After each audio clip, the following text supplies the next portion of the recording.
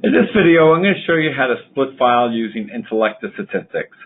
Once you have your data in, you can go to Analyses, and let's just go ahead and conduct a t-test.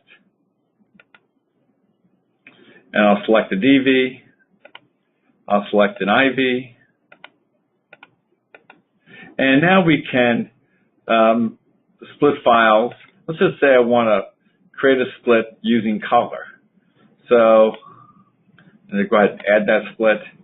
So what this is going to do for each color option, it's going to give me a t-test for reading by sex. Go ahead and hit calculate.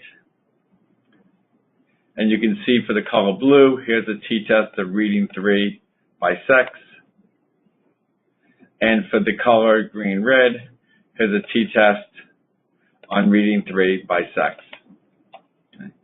I also want to highlight one other thing, is that for each of the splits, there's a tutorial.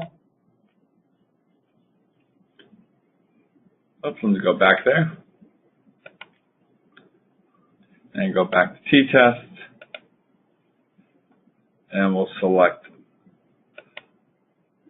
And there for splits, it gives you a little tutorial.